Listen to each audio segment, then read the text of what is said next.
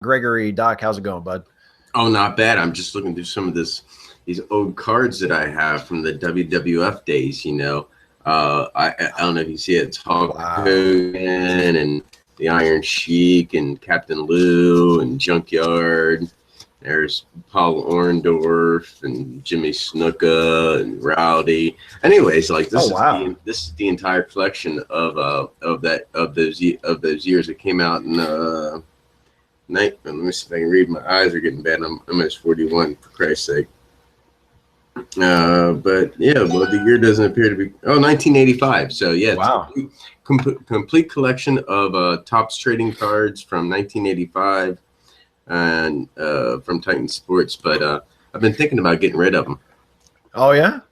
Yeah. So I mean, the only thing missing from the collection are the stickers and the sticks of bubble gum. But the entire card collection is there, so I'm thinking about getting rid of those here soon. I have the entire WWF magazine collections all the way back to, I believe, it was still bi-monthly. I think 1986 or so. Rowdy Piper was on the cover. I don't have them all, but that's the first one I have, and I collected every single one of them up until 1994. So I'm thinking about getting rid of that collection as well. So I have every single edition. I'm sure you could find somebody to take them. I mean, that's pretty cool. Not only, I mean, especially the magazines. I mean, the trading cards, having an entire set of cards is cool, but you know, like every WWF magazine up until 1994 is pretty cool. I also have a lunchbox that I'm thinking about getting rid of, which also has the thermos include, but it's from the, I think, 1992 or 93 Royal Rumble, but it's got like Macho Man's on the front of it, and it's when they were all walking down the street or like down this alley. It's a cartoon version of all of them, but it's got Hulk Hogan and Sergeant Slaughter's on there, the Undertaker's on there, Macho Man's on there, Ric Flair's on there. To me, that's like an epic lunchbox, but I never use it, and it takes up space. And sometimes you just gotta get rid of stuff. Yeah, I remember I used to have I had like a TV tray that was a WWF Superstar TV tray, and it had Hogan, Warrior, Texas Tornado, and the Big Boss Man on it. I think were the four guys on it. That was pretty cool. I used that. I wore that fucking thing out. I had that when I was like 10 or 11 years old. And then I had sheets. I had like bed sheets that had their different logos on it, like their names and the different styles, like Macho Man with like the glasses and his name, and Warrior with like the face paint shape and his name. That was pretty cool. Yeah, I was a wrestling fan as a kid. Yeah, what's nice about going through those old magazines is that back in those days they would put stuff that you could buy from. They were order forms. You had basically order from, because the internet didn't exist back then. Yeah, right. So you had to order these T-shirts, but it had the wrestlers actually modeled their own T-shirts inside. It was just a little tiny catalog of merchandise you can buy, which was really cool if you've never seen that, or you're too young to have known or seen any of those advertisements in WWF magazine back in the day. Yeah, I remember those. Well, let's start the show like we usually do by answering some questions from you, our fine viewers. And actually, I'm going to go ahead and read our first question because Doc figured this would be a little bit more in my wheelhouse. But Doc has his thoughts on it as well after I get through saying what I'm going to say. This first question is from John Henderson. And John says, "Hey, guys, can you talk about some of the ways that feminists can properly support wrestling? How can we as fans push the company to stop objectifying women and promoting toxic masculinity? Is there a point at which you must part ways with a form of entertainment if it is too misogynistic?" That's a really great question. And it is something that I think anybody who's a wrestling fan who is also sort of socially conscious about things has to deal with. And as for when is it time to part company, that's kind of up to you. That's up to you as the individual. If you're watching wrestling and it gets too much of anything, whether it's too misogynistic or too racist or too homophobic or too violent or whatever it is that's that you can't just take anymore, that's up to you to decide when it's time for you to just take a step back and not watch it anymore, or you decide I just can't support this anymore. But as for how can we encourage WWE to put a more positive product forward, I mean, I think we can encourage them to keep doing what they're already doing, because even though I have really big problems with the Divas Revolution creatively. I think the idea of it is great. And I love the idea of promoting the woman wrestlers at the same level as the men. I mean, that's really the point we have to get to. That will fix a lot of the sexism and the objectification of women. I mean, it was really bad in, the late 90s, early 2000s when they still had a lot of great talent in their women's division, but it was obvious that they were just there for eye candy. They were just coming out to look sexy and to traipse around and have lingerie matches and pillow fights and that was it. I mean, we're looking at you, Sonny. Yeah, Sonny, Stacy Keibler. Sable. I mean, Stacy Keibler's ass was over more than she was. Because that's the only... Ooh, remember the cat incident? I mean, yeah, the cat who actually took her top off on a pay-per-view once. I mean, so they used to be really bad about stuff like that. And they're getting a lot better at it. And it's much better on Raw than it has been for a long time, and it's way better on NXT. If you ever watch how the way they promote the women's matches on NXT is how they should promote them in the entire company, where they're not treated any differently. They're not looked at as any less than the men, and that's the direction that they need to keep going. Just treat them like athletes. Treat them like athletes, treat their matches as though they're important, treat the title that they're fighting over as though it's important, and just, present them as doing the same thing that the men do. That's the key to, pushing the women in a positive way and not having it come across as sexist or misogynistic. And as far as the how can they discourage toxic masculinity, I mean, that's a problem because wrestling as itself is innately a violent product. It's about people fighting. It's combat theater. You can't really have wrestling without people fighting. But I think that would be solved if they focused more on presenting it as though it were a sport. I mean, personal issues have always been a part of wrestling. There's always going to be personal issues where guys are fighting just because they don't like each other. They're not necessarily fighting for prestige or fighting for a title. They're just fighting because they hate each other. That's always going to be a part of wrestling, and it should be. That's a really important part of wrestling. Some of the best feuds are personal issues where the two guys are just trying to settle their differences in the ring when they're not really fighting for anything as far as a prize. They're just fighting for pride and for bragging rights. But I still think it has to be presented as an athletic contest. And if it's presented as two men fighting in an athletic contest, where even if it gets heated and even if somebody breaks the rules, there are still rules, then you can kind of get away from the whole, these are just men being men. And it's in the nature of men to be violent and to be vicious and to be brutal. I mean, you have to kind of get away from that. You have to kind of show that, okay, there are bad guys who maybe behave that way, but then there are good guys who don't behave that way, who follow the rules and who aren't, cruel unnecessarily. And there's all kinds of things you can do to present wrestling so that it's still exciting and it's still violent even. And it's still like, wow, you can really get into the match and really enjoy it as a really exciting action-packed presentation, but it doesn't give you these role models of people just acting like complete assholes. The heels should be the assholes, and they should be the ones who lose eventually. The good guys, the baby faces, they should be the ones that are actually trying to do the right thing. But yeah, a lot of it just comes down to just the way the product is presented. There's nothing innately misogynistic about wrestling. You don't have to demean women to do pro wrestling. You don't have to be racist to do pro wrestling. Racism is another problem that me and Doc have talked about on the show a lot, how racist the WWE has been over the years, how rare it is that they actually push black wrestlers, for instance, how rare it is that black wrestlers are ever allowed to attain the same level of success as white wrestlers. That's a problem too, not just the way they treat women. But there's nothing about wrestling itself that it has to be that way. It's all about how you present it. What are some of your thoughts on this, Doc? I've rambled enough, I think. Well, when it comes to women in wrestling, you're talking to the right guy, because I appreciate the shit out of it. Why? Because it's not the normal type of wrestling that you're used to seeing, guy on guy or tag team. Women are a minority in the business, and that's why I also appreciate, side step here, that's why I also appreciate midget wrestling. it's a minority, but the talent is still there. The showmanship is still there, and the presentation, everything, the psychology is still all the same. With midget wrestling, it's a little bit more of a comedy show, which is nice. Yeah. I love a good midget wrestling match, especially when they get the referee involved.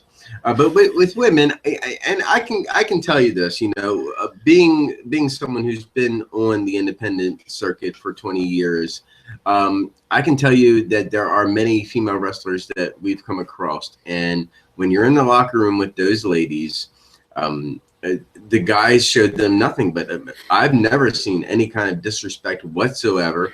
When you talk about that 90s garbage, we're talking about people who were probably in the beginning ring rats and got into the business being people's girlfriends. Yeah. I'm talking again about Sonny.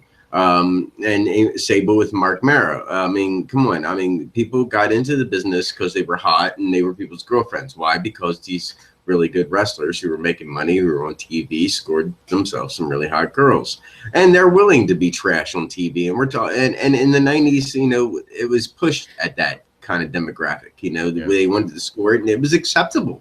It was completely acceptable at that time. We're now moving into a genre where we don't really want to objectify women, but those women who were objectified completely agreed to it to further their careers at the point. So to me, there was nothing immoral about what was going on, because if they didn't want to do it, they didn't have to do it. I mean, it was something about me. You told me to do something and I really didn't feel comfortable going out there and doing it. I'm not going to do it, bar none. I don't cross a line. It's just, a self-respect thing I have for myself. And I think that women have that same kind of mechanism, a self-respect thing. So you're not going to go out there and do something you don't want to do. I mean, these days, the WWE has handpicked a crop of very beautiful women.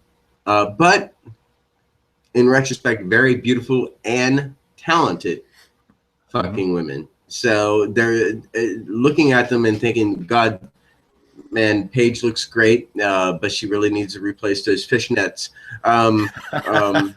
I really love Becky Lynch, but man, I wish she would really go a lot more steampunk.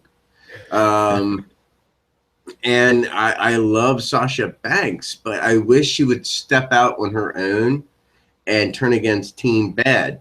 And WWE has done a great job in recent times at breaking that bubble of showcasing women's wrestling, not once but twice, usually on a show. And also they're experimenting, and I hope the hell, with Awesome Kong. There were issues there. I don't know what the hell was going on there, but I hope the hell this kind of breaks the mold, because I know some fine-looking women that might not fit the mold of what the WWE look for, but they are far more talent. When it comes to ring talent, these ladies are fucking great on the independent circuit. I'm talking about like Jessica Kay, and I'm talking about like Casey Carlisle. I mean, these girls are ranked up there in PWI 50, so they deserve that opportunity to get that tryout. They might not look like fucking Sasha Banks, or they might not look like Paige, but they'll bring it to them every bit of the way. But I'm talking, what's her name? Nia Jax? Yeah. Yeah. See, this is stuff that I love when it comes to WWE, breaking the mold of what is expected out of a diva, or that's what they call them. I wish they would just call them female wrestlers or women wrestlers or something like that, and break that mold of diva, because diva comes with a certain stigma. And I think that's where our problem lies. You need to break that stigma of you're a diva. If you're in the WWE, you should just be a women's wrestler. And if you're on Divas, then you're on Divas. If you're not on Divas, or if you're just on Raw, you refer to yourself as a women's wrestler. But as far as the guys' treatment of the women, I imagine there is some element of that when it comes to the higher ups, because you have your prima donnas. I've never ever in my lifetime ever seen that on an independent circuit. Yeah. Well, and I don't know because I'm not in the business, but the impression I get from hearing people who are in the business talk about it is, at least in WWE, I think a lot of that culture that was present in the 80s and 90s, that sort of that allowed girlfriends and women that used to be called ring rats, like you said, they're basically groupies. Ring rats are like wrestling groupies, basically. That doesn't really happen as much as it used to. That the idea of going out after the show and getting drunk and finding some girls isn't really the norm anymore. Because you got to be on the next episode of Xavier Woods, Up, Up, Down, Down. Exactly. They hang That's out the norm these days. They hang out and play video games. Yeah, I mean, back in the days that I grew up, that's what you did. You went to a show, you went out to a party, and you picked up some ring rats, and you had a good time. Did whatever. And these days, you go to a show and then you sit backstage and play fucking this year's Madden. Yeah. So I think a lot of that whole speaking of toxic masculinity, like John mentioned in his question, that whole idea of going out and finding a girl and getting laid as part of the job is kind of going away, which is a good thing. That idea that, well, we're wrestlers and there are these women who want to fuck us, and that's part of the job, and they're just there for us to use, and this is the way it is, and that's not nearly as normal as it used to be. So that's a good thing too. So I think things are moving in a very positive direction, and you just have to keep pushing. And one of the good things about WWE being a publicly held company, and I complain about this sometimes because there are bad things about WWE being a publicly held company, but one of the good things about it is that they have to be responsible, and they can't just go out and do whatever they want. And if they are found to be guilty of exploiting their workers or presenting, let's say they're presenting their women wrestlers in a really sexist, misogynistic light, they can suffer consequences for that. They have shareholders now. They're accountable to people. So that's one of the good things about it. It forces them to have kind of a sense of responsibility that they didn't really have 20 or 30 years ago. So that's a good thing too. Do we have some more questions, Doc? Yeah, these are kind of quick fire questions. So be quick on the draw here. We got one from our good friend Piker Rise. He says, what gimmick match should the WWE and professional wrestling as a whole do away with forever? Oh, what gimmick match? Shit. I've never really liked stretcher matches or like buried alive matches. Those aren't really my favorites either. I mean, I would say one of the dangerous ones, but I think the dangerous ones are okay as long as they only do them like really, really rarely. You know what I mean? Triple threats. I hate triple threats. That's a good one. They're stupid. There's a certain style that carry. There's a certain way you do triple threats that carries on through every triple threat match you see, and it's just monotonous. But good question there. Matthew Smith says, "Hey guys, enjoying the show as usual. Thank you very much. For my question, I was wondering, what do you guys think has been the biggest booking mistake that WWE has made this year so far, and why?" Oh man. Not pulling the trigger on Cesaro. That's, if I had to pick one, I would say. And if not Cesaro, then pick somebody else. Dean or Dolph or one of the young guys that the crowd was getting behind. They haven't pulled the trigger on a new young guy as a babyface. That's what I would say. Biggest booking mistake. That's a tough one. I really don't have an answer to that because I think there's been a lot of shit going on, and they have limited contracts with people. Sting, Brock Lesnar, your top guys.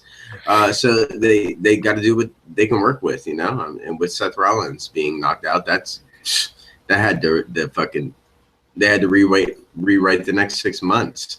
So biggest booking mistake, it's a fly by the pants business. So there is no mistakes in wrestling. That's Vince would love that answer. There's happy little accidents. Like Bob Ross. Mm-hmm. Next question, Paul Clark says, "Hey guys, my question is, who would you like Brock to be in a program with next?" Brock. That's a good one. Well, I think Brock and Cesaro would be awesome, actually. Brock and Cesaro would be great. Brock and Kevin Owens would be great too. But I like to see Big E get a chip on his shoulder and Brock and Big E go into a program. Big E's got, especially with the big day, with the New Day going as strong as they are. So, at first, I think that could be a program. So, Big E, I'm pushing for you in 2016, brother. Yeah. Lesser known Deadman 81 says, "What the fuck is up with the dislikers on these?" I don't know. I suspect it's people who don't even watch the video. There are people who just don't like me, and they're taking it out on poor Doc, which I don't appreciate, to be honest. But no, I don't care. I don't care about the dislikes. What most people don't realize is that a dislike is still an engagement with the video.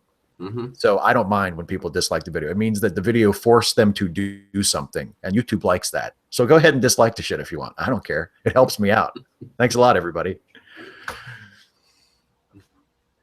Well, well, for one, I don't like the dislikers because I really take a really harsh opinion in your opinion on our show. We love wrestling.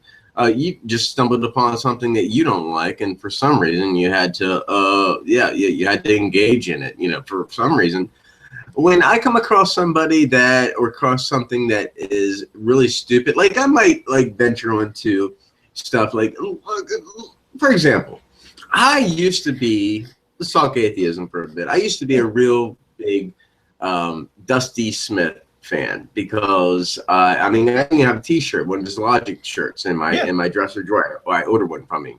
But at a point in my atheism, I got less angry about it.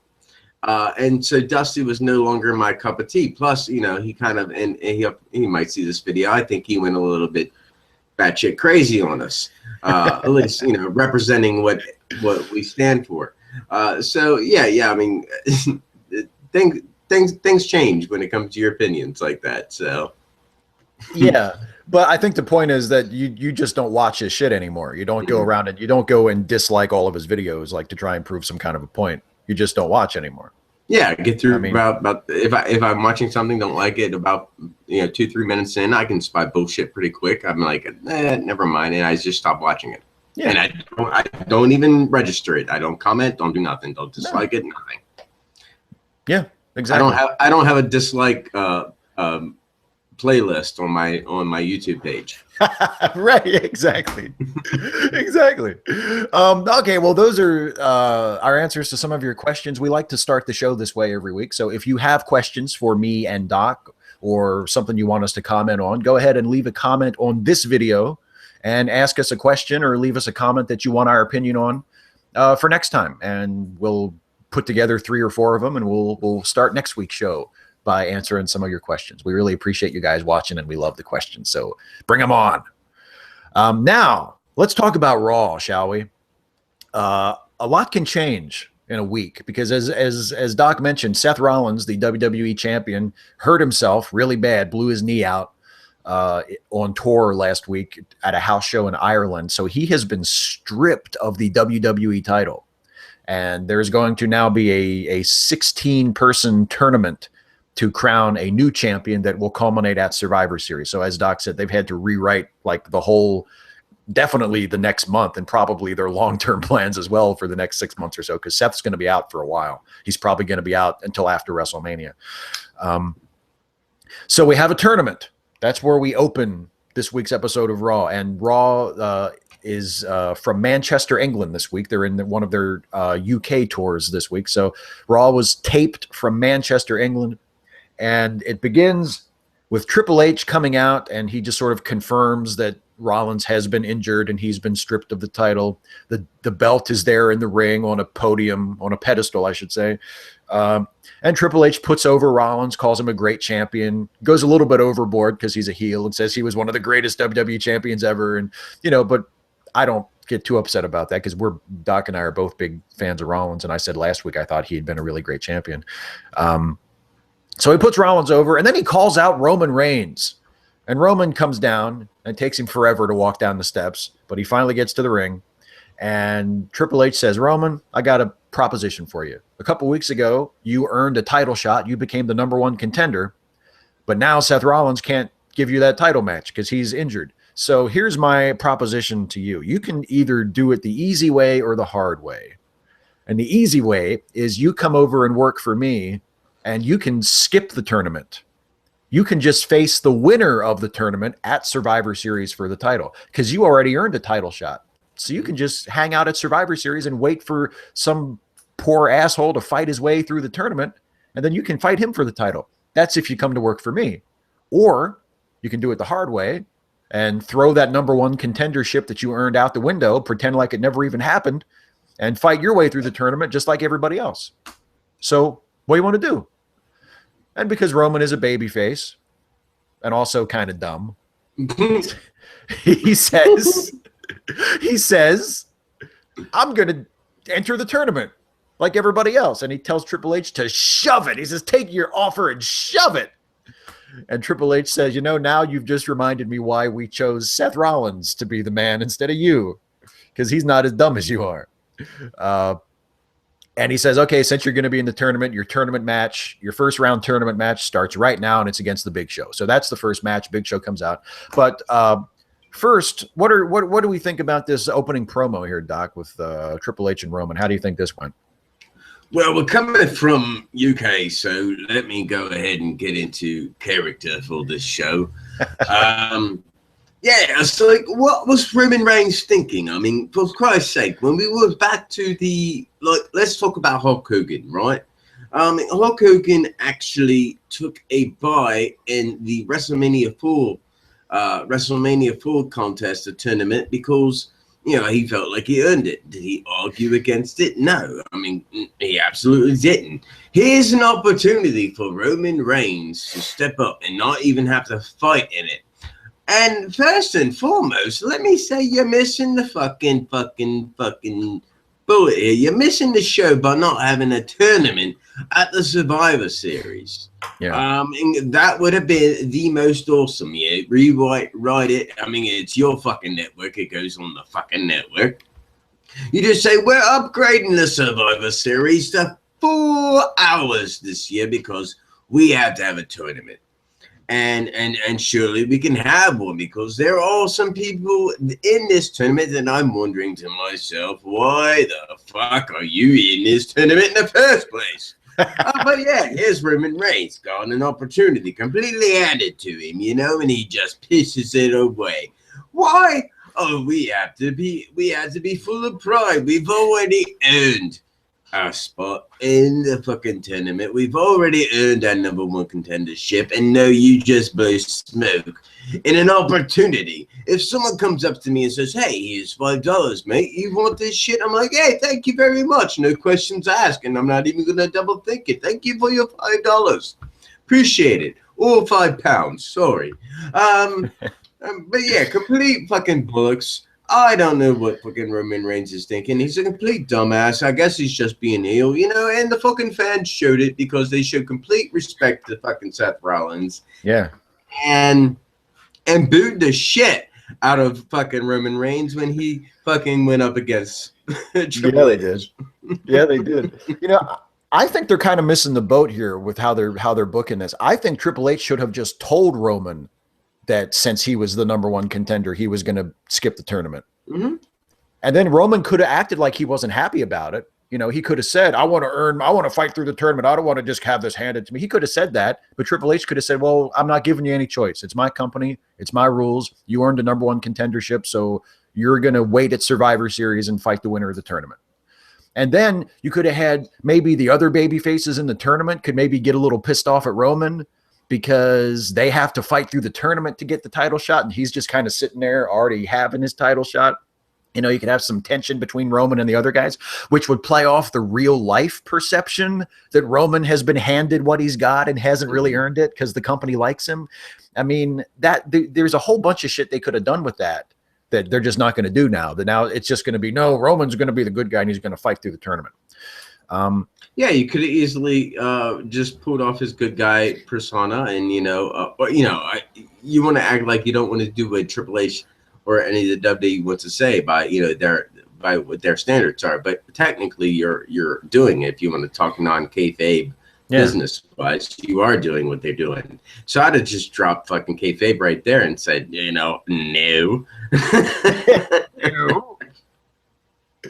Well, and the other thing is, if they did it that way, where Roman just got, a bye straight to the finals, basically, then they could have played into that by doing the finish where Roman finally sides with Triple H and turns heel, which is what everybody thinks they should do fucking anyway. Everybody, as soon as they said that they were going to do a tournament at Survivor Series, everybody flashed back to 1998 when they did have like the entire tournament at Survivor Series. And that was when The Rock turned heel. The Rock had been building up, had turned babyface over the summer and was building up a lot of steam as a big hot babyface. And he wins the world title tournament and turns heel and joins Vince McMahon. And a lot of people are saying, fuck, why don't they do that with Roman? That would be awesome. Everybody hates him as a babyface. He wins the tournament as a heel. And then we could hate him and it would be, we're supposed to hate him. That'd be perfect. And maybe that's still what they're going to do. But it seems like it would have made more sense if they could have played off the whole resentment toward Roman getting that top spot without really deserving it on the way in, and maybe justify the heel turn. Maybe what makes him turn heel is because he got tired of all the other baby faces coming to him and whining and complaining, and he could say, well, what do you mean I got handed it? I earned my spot. I won that 4-way. I won the fatal 4-way on Raw. I was the number one contender. I was entitled to that title shot. Yeah, John Cena walking up to me telling me what I'm lacking to be the world champion. Yeah. Disgusts me. Yeah, it would be perfect. So, I mean, that doesn't make a lot of sense. And I kind of thought that it was a mistake to bring Roman out during this promo as early as they did, because all he did for most of it was just stand there like a mop and listen to Triple H talk, which doesn't really excite me when baby faces do that. Like, I really don't like it when a baby face is in the ring and the heel is basically just fucking talking to him for like 10 minutes and the baby face doesn't even say anything. You just standing there listening like, Like, if he's just going to stand there, why the fuck is he even out there? Don't have him come out until it's time for him to say something. I don't know. And Roman doesn't do that very well anyway. Roman he just doesn't have that kind of, energetic sort of charisma where, like if Austin was there or The Rock or, like he could pace back and forth and, be like he's a caged animal just waiting for a chance to jump in and say something. And Roman just kind of stands there. I can't imagine him going off against somebody like Steve Austin, because Steve Austin has the liberty to go out there. He has the ability to go out there, unscripted, and cut a good promo. And so if he's cutting unscripted and you, because you don't have the ability, are cutting scripted, you're going to get lost in the fucking shuffle. So you're not going to know how to respond to someone like Steve Austin. Yeah, that's true. Yeah, I don't think. Yeah, you're right. I don't think Austin would just stand there. You have to go up. It's like, Mr. Steve, could you tell me what you're going to say out there so I could work off you? I don't want to look like an idiot. What? Oh boy. So now they go into the match. It's Roman versus Big Show. This is the first tournament match. Roman pins Big Show after a Superman punch and a spear to advance in the tournament.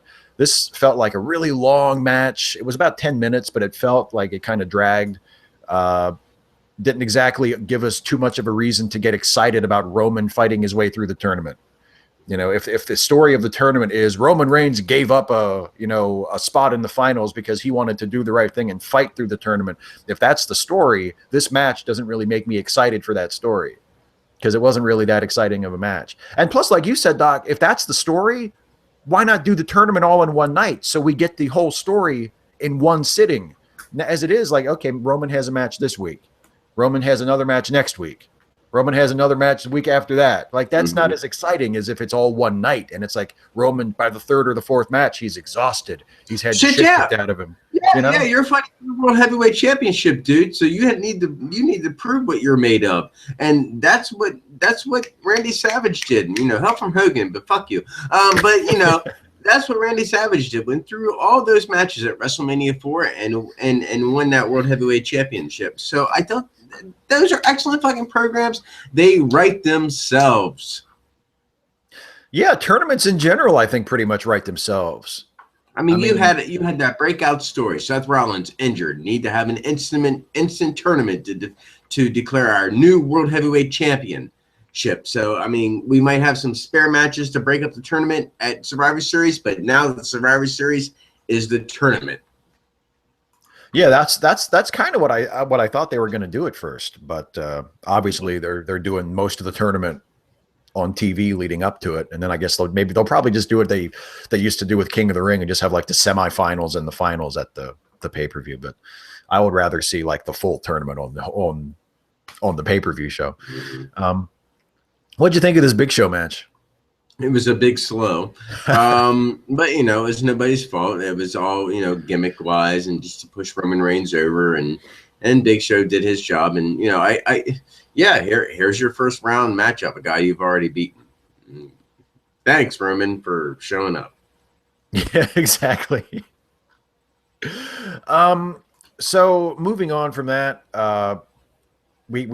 there's some backstage stuff, and then we get to the next match, and the next match actually starts with Kevin Owens coming out and taking a moment on the stage to cut a little bit of a promo.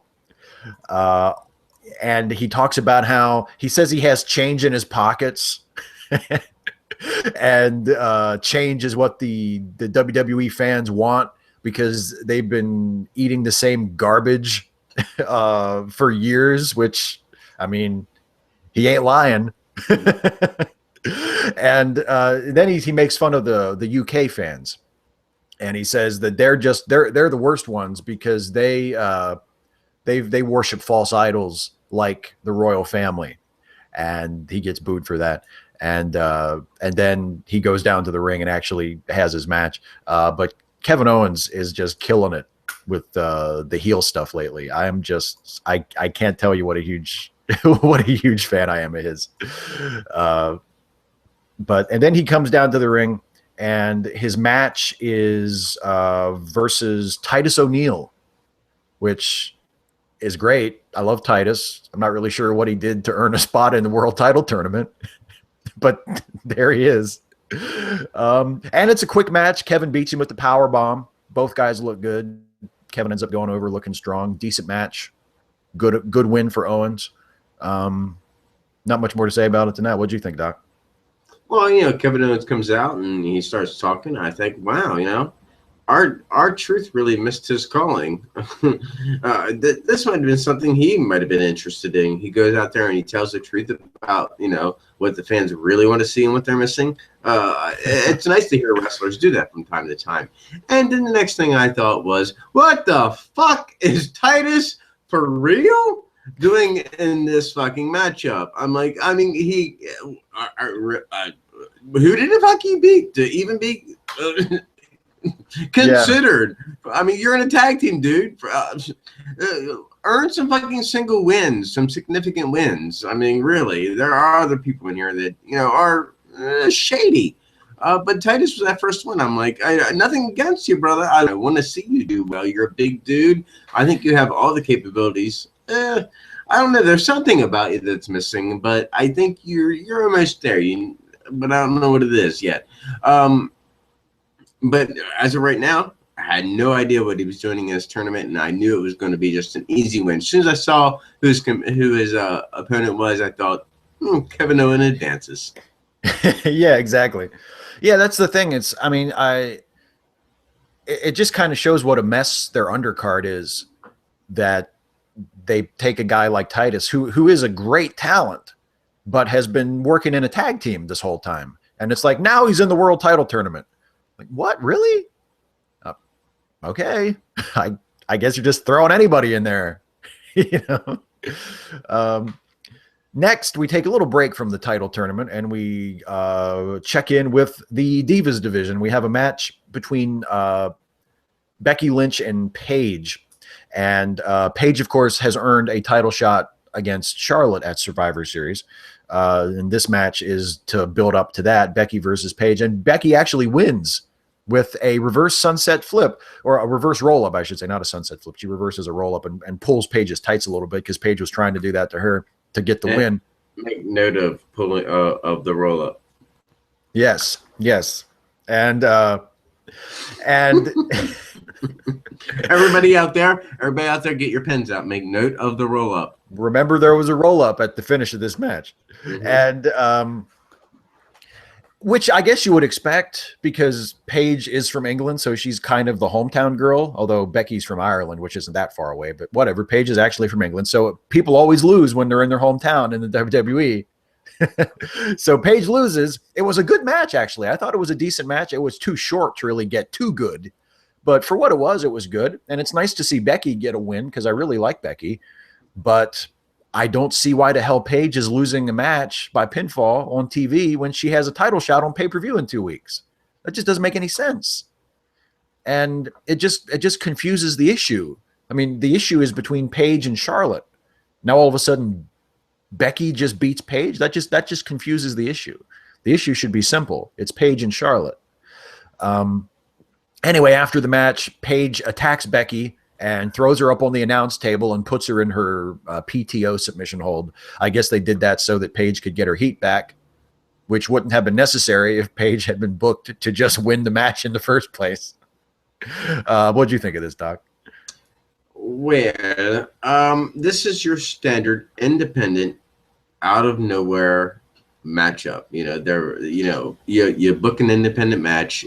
It's an independent show, okay? So you don't get to see really huge storylines, especially when it comes to women's matches.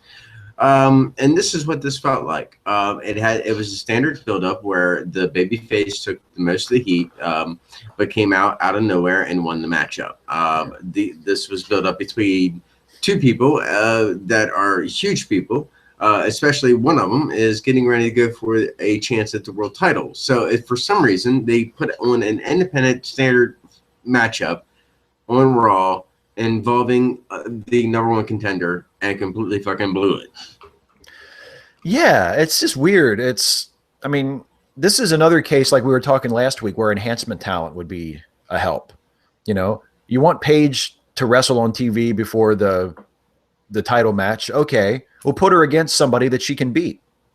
I mean, I'm glad that Becky won because I think Becky should be winning anyway. I think Becky's awesome. I don't think I don't think she should be out there just losing all the time. Mm-hmm. But Paige has a title shot, so Paige shouldn't be losing, and she sure as hell shouldn't be losing to someone who is already hooked up with Charlotte, because that just confuses everything. It just makes no sense at all. I mean, like have Paige beat somebody who's not involved in the story at all. Just have Paige go out and have a match against somebody for 5 minutes and just get her shit in and look good and kick ass. Where's Emma?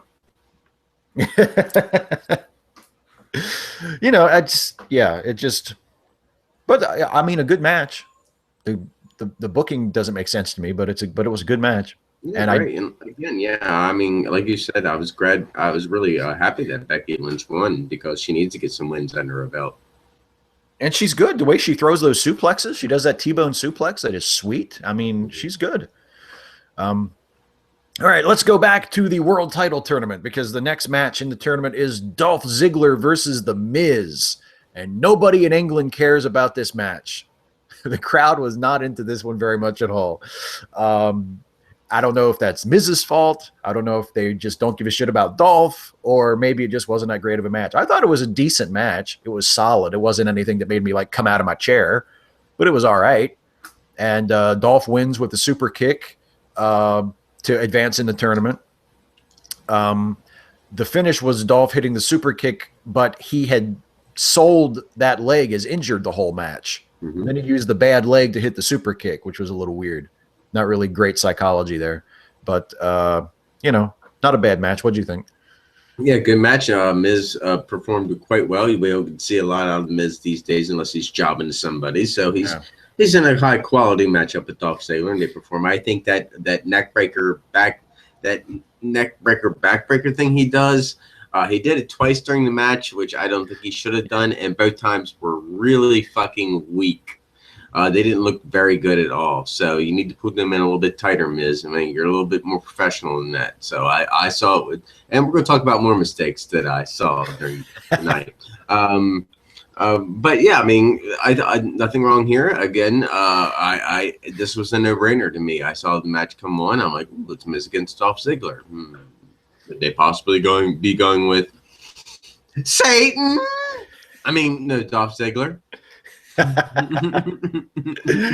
Yeah, I love how they put over the fact that both guys are former world champions. And it's like, okay, so you have a tournament set up where the seeding is so shitty that you have two former world champions fighting each other in the first round, and you have other matches like Kevin Owens versus Titus O'Neil. You know, it's like, why is your tournament set up so that you have former champions fighting each other in the first round of the tournament? Like, if this was a real tournament, that would make no sense at all. It would be like having a basketball tournament where like the national champions from the last 2 years were fighting in the first round. Like, that's not, you don't seed a tournament that way. You want the big matches to happen later. That's why you set it up so that the easier matches are early and then the tougher matches are later. You know, fuck it. Well, the Miz did score the #1 position in the PWI 500 1 year, and Dolph, you haven't accomplished that one yet. That's an honor. That's true. John Cena's done it 3 times. He's a three-peater, man. I mean, fucking Rock or Shawn Michaels or fucking Stone Cold can't even say that shit. Yeah. John Cena! Of course, you know, Shawn Michaels or The Rock or Steve Austin weren't the #1 guy for like 10 years in a row. So that might have something to do with it too. Okay, next there's a promo. Zeb Coulter and Alberto Del Rio come out and insult the English fans and say that they're not allowed. They won't invite them to join Mex America because they're weak and everybody hates them. And Vladimir Putin is probably just going to take them over soon anyway. And then they say that Del Rio is going to compete in the world title tournament on SmackDown. And really not much reaction from the crowd for any of this. Not much heat for this at all. And I think one of the reasons is that the Mex America gimmick isn't really connecting with people, because it feels like something that they just came up with in the last minute. You know, like they said, fuck it, we need a big surprise for Cena to lose to on his way out. Oh, well, let's bring back Del Rio. Okay, what's Del Rio going to do after he beats Cena? Fuck, I don't know. And they just came up with something. That's what it feels like. Well, why would it be stupido? It's stupido. Yeah, it just doesn't make sense. And I mean, fucking Del Rio can talk on his own. Del Rio doesn't need Zeb Coulter to talk for him. Not that I have anything against. I love Dutch Mantel. I think Zeb Coulter is great, but Del Rio doesn't need him. He can get over as a heel on his own. You know? Yeah, I completely don't get it. I mean, this whole gimmick is stupid to me, and I'm not going to get behind it. I love both guys. Yeah. But for some reason, this mesh of whatever the fuck you're putting together, it does not work for me. It's not even pleasant to my eyes, my ears, whatever the fuck you're doing. I mean, yeah, I'd love Mex America. I mean, that whole fucking gimmick thing, you know, the ideology of that whole thing, you know, maybe that's good, but you're heels. And you go against every other fucking, you know, Canada, you've gone against fucking Europe. So you're just concentrating on 2 countries. So you're not exactly up my alley. And so this whole gimmick is just dumb. I don't get it at all. It's a complete mental mind fuck to me. Between guys I love, I'm like, oh, what the fuck are they making you do? Essay. Yeah. Exactly. It just doesn't. I mean, yeah, because I love Del Rio, especially. I thought he was a great worker. I thought he was a great heel. I loved the gimmick when they first brought him in a couple years ago with Ricardo Rodriguez as the ring announcer. I thought that whole thing was great. And I love him as a wrestler. And it's like, I would love, now that he's back, I would love to see him have every chance to succeed and become a fucking huge star. And it just, this ain't it. Like, this is dumb. This feels like they came up with it 5 minutes before he went out to fight Cena. And they have no idea what to do with it or where it's going or what it means. And that's a problem with a lot of their booking. I'll get to that when we talk a little bit more about this show. There's a major angle that they're doing in this, in the build up to Survivor Series that I'm pretty sure they have no idea what any of it means.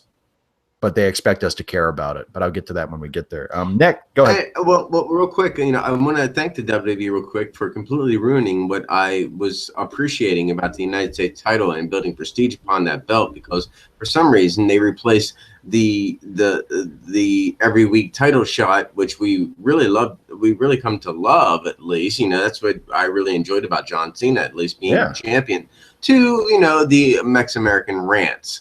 Now, it's a nice trade, but boring. Let's move on. Yeah, I mean, if anything, why not have Del Rio do the U.S. Open Challenge to prove that he's just as good as Cena was? That's what I thought they were going to do. Whenever they finally took the belt off of Cena for the long term, I thought that's where they were going with it. Like the next champion, especially if it was a heel, would come out and say, I'm going to do the same thing Cena did, just so you all know I'm just as good as he was. Mm-hmm. Nope. Okay, next there's another Divas match, Natalya versus Naomi. Natalya wins with a roll-up. Short match, like 2-minute match, really, really short. And Sasha Banks was out there at ringside with Naomi because they're in the same faction. And once again, Sasha was more over than either of the people who were actually in the match, which I do not understand. Why do they send Sasha out there when they know she's going to overshadow the match? They've done that consistently since they brought her up from NXT, and she always gets the "We want Sasha" chance, and she's always more over than anybody else in the ring. And I just don't get that. Why send somebody out if you know they're going to kill the match? But it seems like they're building up maybe to Natalya versus Sasha, and I'll take that because I think that'll be a good match. What do you think? Well, yeah, I mean, 2 times here, Natty stops to get a "We want Sasha" chant going, which was completely mind-boggling to me. 2 times in this match, she was completely distracted by Team Bad. It was just mind-boggling to me, considering where she was trained. But, she still ends up winning this match with a roll-up. I mean, I'll be damned. The one thing I was really concentrating on was when are the bottom of Naomi's shoes going to change? I was watching the colors very carefully. It's like, that is a fucking distraction. If anything, if you catch colors of her shoes changing, you're going to go like, it draws your eyes to them. And it's like, I want to be watching wrestling, not the bottom of her fucking shoes. That's a good point. I didn't, when they first started having her do that, I thought, oh, that's neat. But you're right. Now it's like, it becomes a distraction because you keep waiting for the color to change. And it's like, you don't even care about the match. You're just watching her fucking feet. I bet it's going to be blue. It's going to be blue. Get $5 on blue. I'm surprised the announcers don't just start doing that. They don't give a fuck about the matches anyway. Like, I'm telling you, it's going to turn green, Michael. Boy, when her feet change color, that sure is fun to watch. Oh, I'd like to shoot him in the face when he says that. I know he's not saying it. He's being produced to say that. I mean, JBL, left to his own devices in the past, has actually been a pretty good color commentator. But, I mean, he's just an idiot out there now. And I think it's probably because they're just Vince or somebody back there is producing him that way. Every time he says such and such is fun to watch, I want to push him out of his fucking chair. I hate that. Stop telling me it's fake. It's not fun to watch. He just kicked somebody in the face. I'm sitting in my chair right now, just kicking my legs, going, woo! That is fucking great, man. I feel, that's fun. That's better Hershey Park. Yeah, right. Okay, next match. For me, this next one was the best match in the show. Cesaro versus Sheamus. Once again, a tournament match. Cesaro wins. He pins Sheamus with kind of a fucked up looking cradle for the finish, but he uppercuts him and then rolls him up for the pin and doesn't quite get a hold of him the way he probably wanted to, and just ends up kind of holding him down for the pinfall. So Cesaro advances in the tournament. I think this was the longest match of the night. I think this was the best match of the night. The crowd was really into it. They were really getting behind Cesaro by the end of it. Wade Barrett was at ringside, and he was working an angle with Wayne Rooney, who's a football player. That's soccer to us folks in the United States. They call it football over there and pretty much everywhere else in the world. So Barrett was doing shit with Wayne Rooney outside, and that caused a distraction that ended up leading into the finish. But Cesaro wins. Really good match. The announcers remind us that Cesaro will face Roman Reigns next in the tournament. So I guess that'll be the end of that. Son of a bitch! But it was a good match and good for Cesaro. It's with Cesaro, you learn to just enjoy it while it lasts because you know it's not going to last very long. But anyway, what do you think, Doc?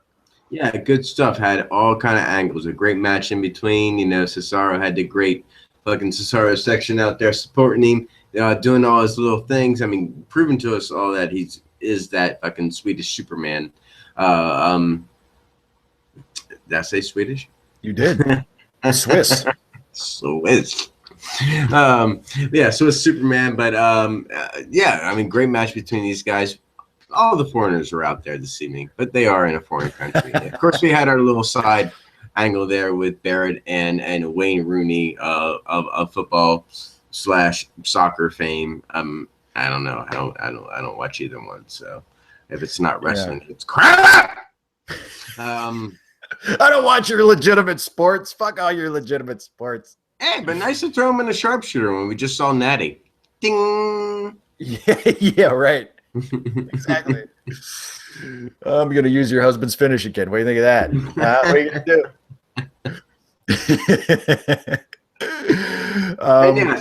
Yeah. Springing a roll up. Yeah, that's a popular roll up. Is like, oh shit, we forgot to come up with a finish. Roll up. Like that's something you should come up with in the ring when you don't know what to do. That's not something. Yeah. Fucking just roll me into a small package. Mm-hmm. Oh, wait, that's coming up. Okay, next there was a backstage promo with Renee Young. They've had a couple of these throughout the show that I've skipped, but I wanted to mention this one because it's Tyler Breeze. And Tyler, he basically cuts the same sort of promo that he would cut every week in NXT, where he would, basically say, "Oh, the whole world is ugly, but I am beautiful," But I thought it was a good promo. Actually, his line was, he says, Renee, the whole world is ugly. And then he looks like at Renee Young and goes, obviously. It's like, damn, son, that's kind of a fucked up thing to say. But he's great. I love Tyler Breeze. I'm going to enjoy him before they forget about him and give him the Bo Dallas treatment, which I'm sure is coming sooner rather than later. But I really like Tyler. We'll see how well he does. Yeah, I want him to trim the boots up and maybe I don't know, get a few octaves higher on the voice. Yeah, start talking like this. He's never going to have a babyface run with that voice. That's a rough one to get through. Yeah. So then he has a match. The match is with Dean Ambrose. And this is another interesting thing about the way they're booking this tournament, because you have Dean Ambrose, who has never been a world champion, fighting Tyler Breeze. And this is Tyler's first match on Raw.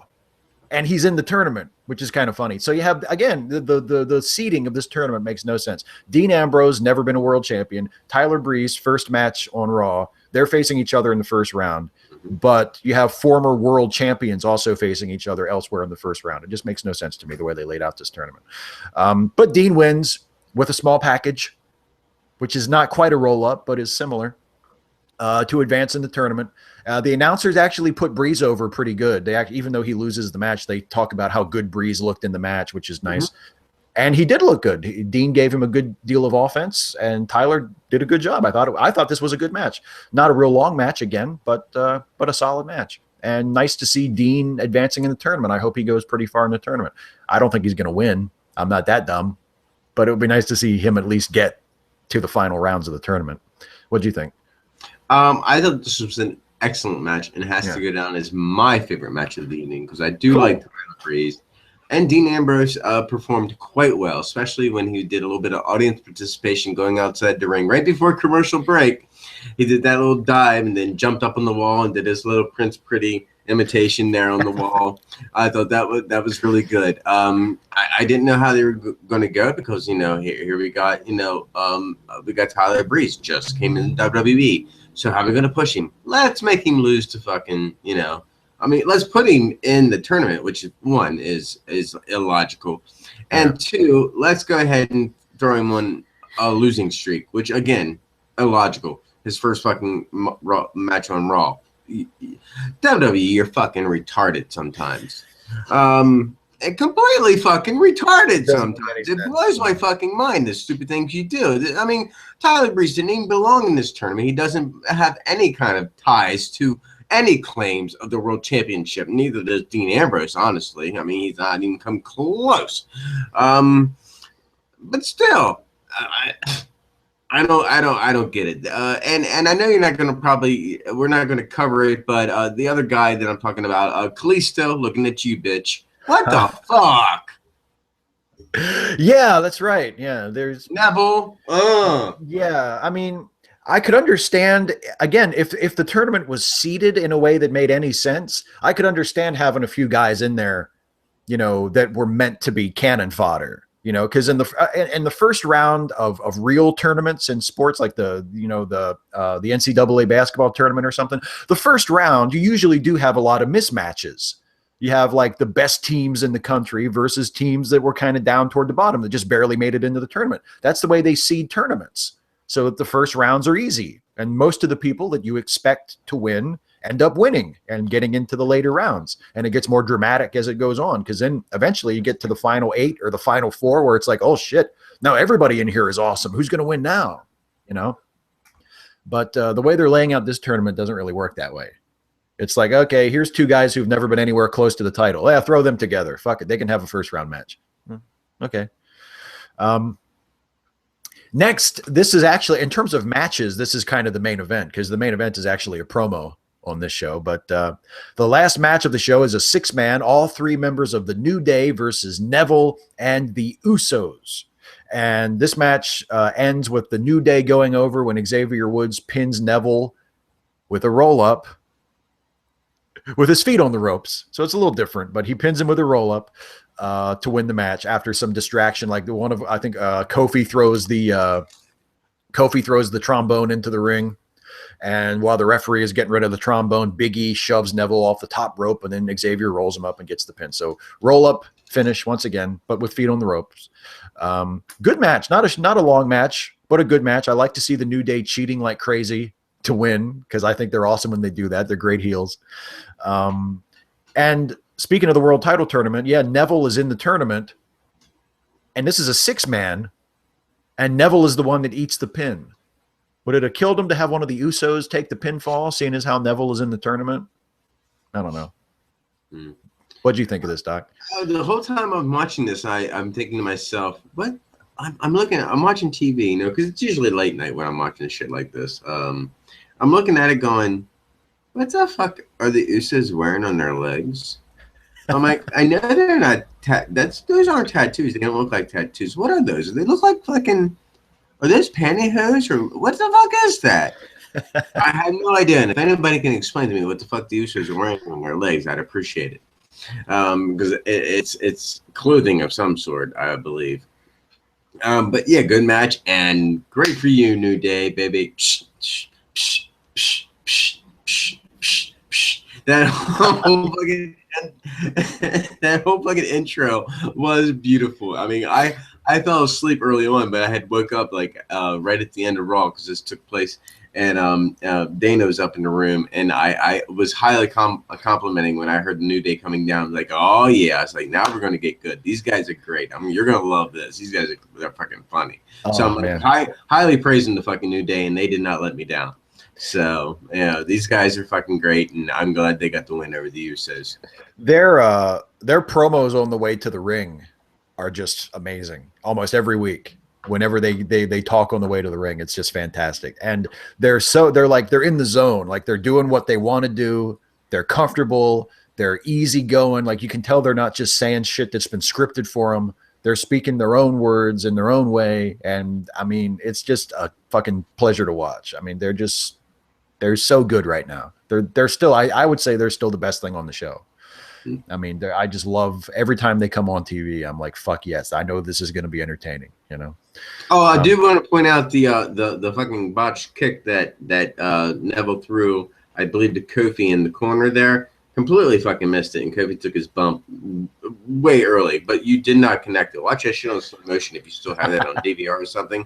Completely fucking missed that move. I caught it in full speed, and I'm like, whoa, wait. I had to back Hold on. Like, yeah, you missed that shit. So yeah, check it out. Complete botch. Way to go, Neville. Oh, and Kofi, you're part of it too, because you know Kofi was actually bending down at the same time before Neville started his approach. So I think it was just bad timing. I think something was misread there. But then Kofi took his bump anyways. Coming soon to Botchamania. Mm-hmm. I guess about 293, I think, is the next one. Coming soon to Botchamania 293. Okay. Last segment of Raw is a promo. It's Bray Wyatt. Bray Wyatt, they've been pushing this the whole show. Bray is going to give a eulogy for The Undertaker and Kane. Because remember, folks, Bray Wyatt ate the souls of The Undertaker and Kane. He ate their souls. And now he has their magic powers, which means that he can cue pyro and cue lightning effects. That's and cue the lights to go down. So he has all these powers. What that basically means is he slipped the AV guy $20 backstage. Yeah, it means that Bray Wyatt. I mean, you don't have to worry about it. Bray Wyatt's powers only reach to the truck backstage. Yeah, exactly. He has the power to get the guys in the production truck to do what he wants them to do. I'm the eater of worlds all the way to the parking lot. Yeah. Exactly. Once you pass the lighting rig, I don't really have any powers anymore. But anyway, he comes out to give a eulogy for The Undertaker and Kane, and he basically repeats all the goofy theatrics that they did last week. The fake lightning that strikes the corners and sets off the pyro, the lights going down. Ooh, the thunder sound effects. Ooh, it must be magic powers. He can make it sound like there's thunder. And he says, he can, because he's consumed the souls of Taker and Kane, so that's why he has these powers. Except a video package starts playing, and then the lights go out, and then Undertaker's music hits, and then Undertaker and Kane just come walking out. I guess he didn't eat their souls after all, whatever that means. And Taker and Kane walk down to the ring, and they get in Bray's face, but then the lights go out, and the lights come back up, and the rest of the Wyatt family is there. And Undertaker and Kane take out the Wyatt family like a couple of indie geeks. Just they tear through them like toilet paper, like nothing at all. And then they double choke slam Bray, and that's it. End of show. Boy, I can't wait for that Survivor Series match. I mean, not only is Bray apparently full of shit when he says that he consumed their souls, again, whatever that means, but he also gets his ass handed to him by The Undertaker and Kane. And by the way, in case you forgot, he's already lost to The Undertaker. So why should we give a shit about this? You have The Undertaker and Kane fighting Bray Wyatt, who loses all the time anyway. And the gimmick is based on this stupid supernatural power gimmick that Bray says he stole from The Undertaker, except apparently he didn't, because The Undertaker and Kane are still there and still completely capable of beating the shit out of him. Like, I don't, this is what I was talking about when I say they have a major angle, that they don't know what it means. They don't know what's going on. They have no, I would love for a writer at the WWE to explain to me what is the story with Bray Wyatt and the Wyatt family and Undertaker and Kane right now. What's the story? What's this about? What's happening? What happened on Raw this week? I don't think they can, because I don't think they know, because it's just a bunch of meaningless bullshit theatrics. Nothing means anything. It's just Bray says some things happen. Oh no, here come the Undertaker and Kane. Some more things happen. There's no meaning to any of it. There's no logic to any of it. It's stupid and I hate it. Doc, what do you think?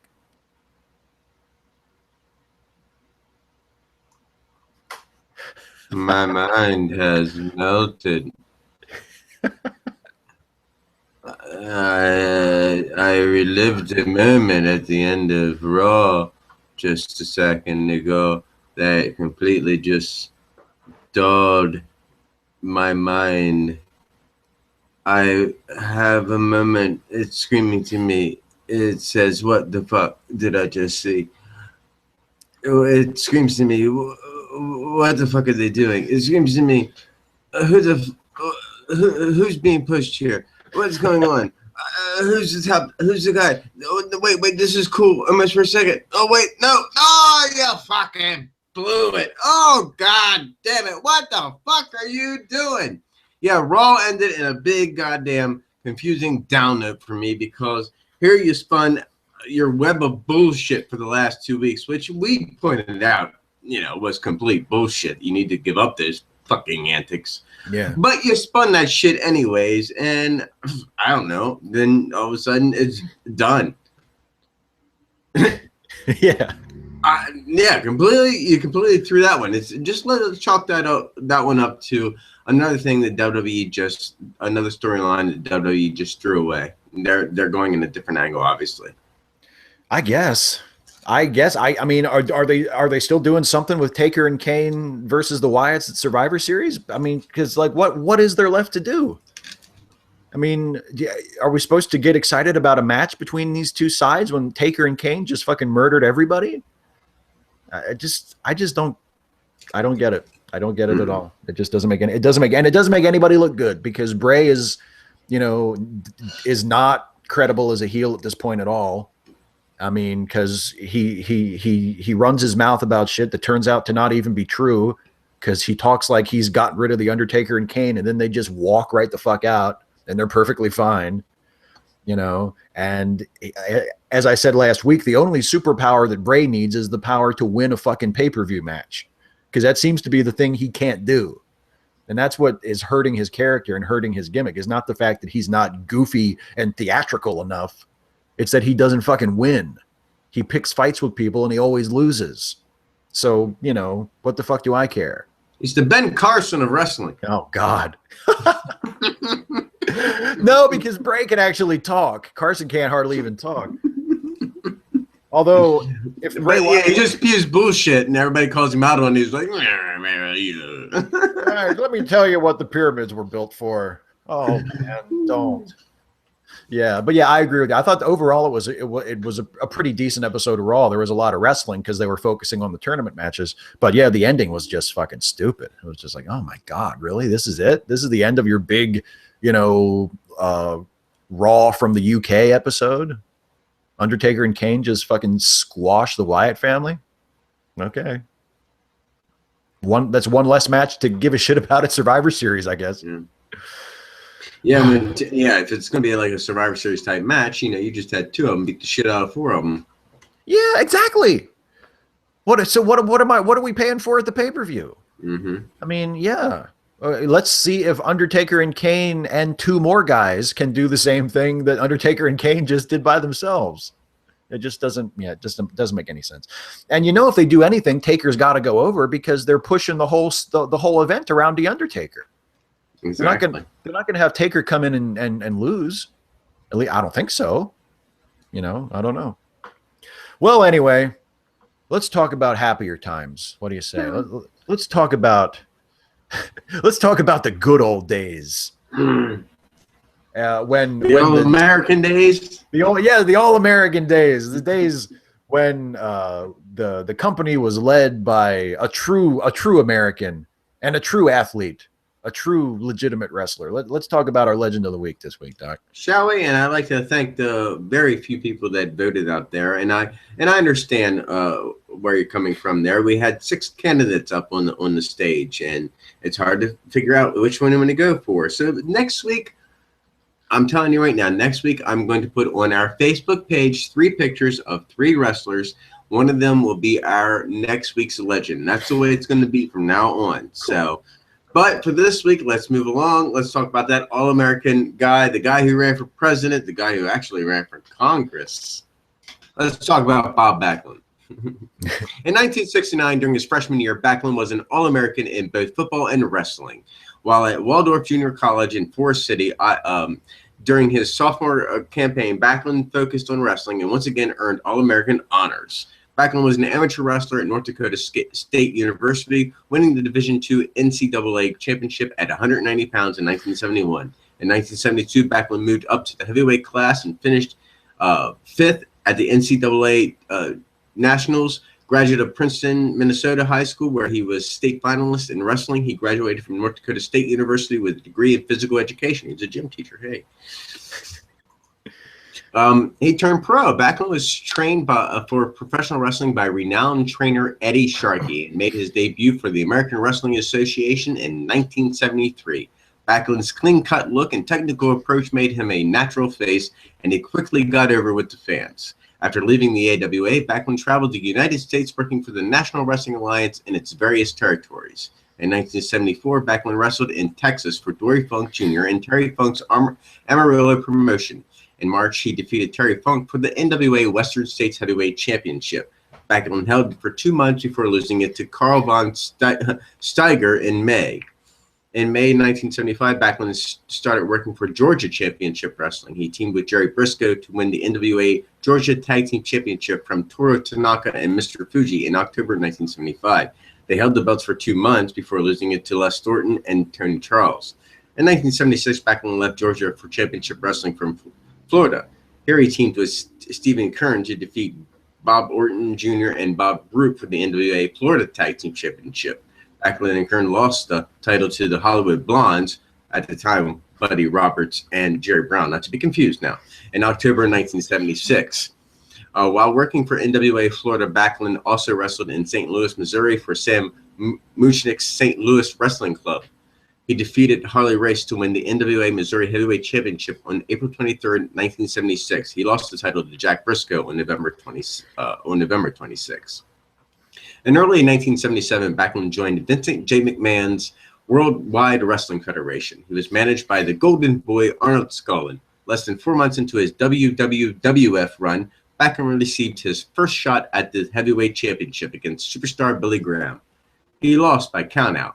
Through 1977, Backlund received additional shots at the champion, and his fortune started to change. The two went to a double countout in one match. Then Backlund defeated Graham, but by countout. The title can only change hands. You don't know this shit. On February 20th, 1978, at Madison Square Garden, Backlund finally scored a pinfall victory over Graham and won the title, despite Graham's leg being on the rope during the pinfall. Backlund's early challengers for the title included Spiros Arion, who was a legend for last week, possibly, Mr. Fuji, Ivan Koloff, Georgiano Steel Campetera, and had his first high-profile title match in Japan defending against Antonio Inoki. He also won a series of rematches against Graham, including an April 1978 steel cage match at Madison Square Garden. 3 days after winning the title, Backlund clashed with the NWA World Heavyweight Champion Harley Race in a rare WWF versus NWA title match. Both titles were on the line, but neither changed hands as the two fought to a 60-minute time limit draw. Defending against other champions became a recurring theme in Backlund's run with the title. He faced the AWA World Heavyweight Champion Nick Bockwinkel and two NWA World Heavyweight Champions Harley Race 4 times and Ric Flair once in highly publicized matches. He engaged in a series of scientific matches against NWF World Champion Antonio Inoki. He defeated the Florida champion Don Morocco. In 1982, he battled international champion Billy Robinson to a 63 curfew draw in Montreal, which I would have loved to have fucking seen. Yeah. Early in his run, Backlund and Peter Maivia formed a successful tag team and challenged for the WWF Tag Team Championship, and then held by the Yukon Lumberjacks. During a television taping in October 1978, Maivia turned on and attacked him and Scullin. In the immediate aftermath, fans for the first time got to see another side of Backlund's personality, that of a raving, ranting maniac when angered or pushed hard enough. In the post-match interview, Backlund screamed to interviewer Vince McMahon that he was going to kill that son of a bitch. Backlund eventually won a series of matches against Maivia, including a steel cage match in January 1979 at Madison Square Garden. On October 9th, 1980, Backlund teamed with Pedro Morales to capture the WWF Tag Team Championship from the Wild Samoans at Showdown at Shives. Backlund and Morales were forced to vacate the title due to a then extant WWF rule stating that no one can hold 2 championships at the same time. Bullshit. Backlund had more tag team success when he, along with Antonio Inoki, won the 1980s MSG Tag Team League Tournament, last defeating Hulk Hogan and Stan Hansen on December 10th in Osaka, Japan. Backlund and Inoki finished the tournament with 7 wins and 2 double countout decisions. Also during 1980, Backlund and Hogan met in a series of highly publicized matches. Although he scored several countout victories over Hogan, Backlund never was able to score a decisive victory over his charismatic young challenge, and Hogan, showing flashes of his future superstardom, proved to be one of Backlund's toughest opponents. Backlund was also able to overcome a challenge from Ken Patera, with whom he feuded on and off from 1978 until early 1981, including during Patera's reign as Intercontinental Champion. It is claimed by some that when Backlund's WWF title was held up after a match in New York City against Greg Valentine on October 19, 1981, after a dazed referee accidentally gave the title belt to Valentine, it constituted an interruption of Backlund's title reign. However, Backlund was billed as the WWF Heavyweight Champion in other cities in the days following the controversy. In the early part of the 1980s, when no promotion held nationally televised event, it was not uncommon practice to hold up the title in one area while ignoring the situation in other parts of the territory. On November 23rd, Backlund pinned Valentine for the vacant in New York WWF title. A rematch for the title held inside a steel cage match at the Philadelphia Spectrum in January 1982 also saw Backlund emerge the winner, securing the victory when he piled Joe Valentine into the mat. Backlund continued to be successful into 1982 and 1983, successfully defending against a variety of contenders, including Adrian Adonis, Cowboy Bob Orton, Big John Studd, Ivan Koloff, Magnificent Morocco, and Sergeant Slaughter, who really should have been our legend this week, considering that it's Veterans Day. One of his most memorable encounters came in 1982 when he won a steel cage match against Superfly Jimmy Snuka. In that match at Madison Square Garden, Snuka scaled the top of the cage, intending to perform his Superfly Splash onto a prone Backlund to incapacitate him. But Backlund moved after Snuka began to fly through the air and went on to escape the cage. He also turned back a challenge from superstar Billy Graham, who returned to the WWF in late 1982, wanting to reclaim his championship. After having been popular with the fans from early on, in the final months of his title reign, Backlund changed his image, cutting his moppish hair into a crew cut, wearing amateur wrestling singlets, and losing muscle mass and definition. Fans seemingly grew weary of this howdy-doody character. In 1983, he was voted the Wrestling Observer newsletter's most overrated wrestler. Vincent K. McMahon wanted to put the title on the more charismatic and muscular Hulk Hogan. McMahon initially suggested Backlund turn heel and lose to Hogan, but when Backlund refused, a transitional champion became necessary between Backlund and Hogan. On December 26, 1983, Backlund lost the title to the Iron Sheik. Backlund's manager, Arnold Scullin, threw in a towel while Backlund was locked in the camel clutch. Because Backlund was declared injured, he was denied an automatic rematch. Instead, Hulk Hogan was given a title shot and became the new WWF World Heavyweight Champion. However, this was a television storyline only. Backlund wrestled the Iron Sheik at least 3 times for the title, all at non-televised house shows, including once at the Boston Gardens, winning by disqualification, and also wrestled the Magnificent Morocco for the Intercontinental Championship, also at a non-televised house show. Backlund continued to work for the WWF for a while after the title change, but did not receive another shot at the belt after Hogan's victory. On October 4th, 1984, Backlund defeated Salvatore Baloma to his last WWF match for 8 years. That was his last one for 8 years. Let's move along here. So we got his semi-retirement, where he did some short-lived stuff in Pro Wrestling USA with Rick Martel. He returned to the WWF between 1992 and 1997. This is where he was pretty much kind of going off his rocker. Started doing the whole, Bob Backlund president got in, Bret Hart's face. Because on July 30th, 1984, episode of Superstars, Backlund wrestled what was billed as an old generation versus new generation match with Bret Hart, with Hart's WWF World Heavyweight Championship on the line. Over the preceding weeks, the WWF aired vignettes of Backlund training for his match. Hart won the match, capitalizing over Backlund's mistakenly believed. After Backlund mistakenly believed he had won and helped Hart to his feet, Backlund snapped after Hart repeatedly tried to offer a sportsmanlike handshake following the match. He slapped Hart in the face and locked him in a cross-face chicken wing submission hold while screaming hysterically. After finally releasing the hold, Backlund stared at his hands in apparent shock. Backlund then started to regularly snap in similar fashion during his matches, viciously attacking his opponents with a cross-face chicken wing and refusing to release it after the opponent submitted. He would then seemingly snap back to normal and appear horrified by what he had done. On November 23rd, 1994, at the Survivor Series pay-per-view in Texas, Backlund faced Bret Hart in a throw-in-the-towel submission match for the WWF Heavyweight Championship. Bret's brother Owen Hart in Backlund's corner, carrying what Backlund claimed to be the same towel Stalin threw in the ring in 1983, and Davey Boy was in Hart's. The object of the match was to place the opponent in a submission hold and make his cornerman throw in a towel. Late in the match, Smith chased Owen, but missed him and hit the ringside stairs head first. When Bret turned around to argue with his brother, Backlund took advantage and locked the crossface chicken wing on the champion. Hart fought the hold for an unprecedented 8.5 minutes, but refused to give up. With Bulldog incapacitated, Owen feigned concern for his brother, walked over to his parents seated at ringside, and pleaded with them to throw the towel in to save Bret from injury.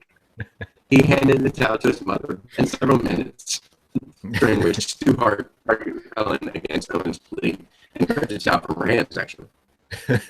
Helen Hart threw the towel, giving the 35-minute match and the WWF Championship to Bob Backlund. Backlund's second reign would only last 3 days, because he was defeated by Diesel in a non-televised match. I'm not going to get too far into that after now, but you want to check it in. Yeah, he did have that whole thing. He did do some work in total non-stop wrestling, total non-stop action as well. But Bob Backlund was that, yeah, he was that howdy-doody all-American kind of wrestler, man. And if you want to go toe-to-toe with a guy like that, he's going to show you he knew the business, man. He knew how to go in there and wrestle. The guy was what any wrestler should know. If you want to know anything about wrestling, then you need to learn what Bob Backlund is. Because that guy will teach you a lesson or two, and another. But that's my legend of the week. I'm going to round it up right there because we're getting short on time. But yes, Bob Backlund, if you want to read more, check it out. I posted a few of his matches and vignettes on our Facebook page, going over to their facebook.com/wrestling and like our page. I'm going to put up 3 legends for next week, and I realized that y'all didn't really want to vote on 6, so I'm going to put up 3 legends for next week on our Facebook page. You vote, the voting will end by Sunday next week, and that will be our next legend of the week. So I'll be doing that. So, but yeah, Bob Backlund, love you. Yeah, man, one of the greatest technical wrestlers ever. I mean, I don't care what era you're talking about. Bob Backlund was one of the best technical wrestlers ever, an incredible mat wrestler, in fucking amazing shape. I mean, he was in his prime. He was probably in such good shape that if they asked him to, he could probably wrestle for 2 hours. Never mind 1 hour. He could go for fucking 2 and not even be winded by the end of it. He was amazing. And that motherfucker was champion for 6 years. You would never, Hogan wasn't champion for that long. Bob Backlund was champion for 6 years. And yes, it was different back then. It was still a regional territory. It wasn't like a national company like the WWF was when Hogan was there, or like WWE is now. But still, that's pretty impressive. Even in the territory days, it was incredibly rare for a guy to have a reign with the top title for 6 straight years. I mean, that's right underneath Bruno in terms of longevity, because Bruno's first title reign was about 7 years. So, I mean, just Backlund is one of the all-time greats, bar none. And he's one of my favorites. I always liked him. I thought he got kind of a bum rap from fans who said, you know, who still do like the howdy doody thing. And I thought he was great back in the day. I thought the Mr. Backlund thing was awesome. I thought the run with Bret that you talked about, where he would, you know, he turned heel and he would do this thing. Like, I thought that was all great. So great legend. I love Bob Backlund. Did you have a network recommendation this week? I sure do. I'm going with another old school episode. This one took place April 6, 1981 at Madison Square Garden, the epic fucking place to watch wrestling. They tell us to have our legend of the week, Mr. Bob Backlund. I believe he's putting his championship on the line against Stan the Man Hansen. Other matches on there, you got Pedro Morales versus Moondog Rex. Sergeant Slaughter goes to his Veterans Day against Mr. Pat Patterson, the first Intercontinental Champion. And then we got Tony Gurria and Rick Martel, a great tag team at the time, versus Johnny Rods and Larry Sharp. So check it out. It's only an hour, man. It's awesome stuff. And I will be posting next week's Legend. So awesome. Yeah, basically. Ha-ha! All right, that's it for us, everybody. As Doc said, check out the Facebook page, facebook.com/wrestling with wrestling. You can interact with us there, and also you can vote for the next legend of the week. Doc's going to put up he'll put up 3 choices, and you can decide amongst yourselves who you think should be next week's legend. That's a new thing we're trying. It's going to be awesome. So thanks as always for watching. Doc, thank you as always for joining me, my friend. Thank you, sir. It's always a pleasure to join you and talk about, the shitstorm we know as wrestling. Yeah, Rip. It'll probably be a shitstorm until about February or maybe January if we're lucky, if they pull their heads out of their asses in time for the Royal Rumble this year. Anyway, that's it for us, everybody. We're out of time. Thanks for watching. We'll see you next week.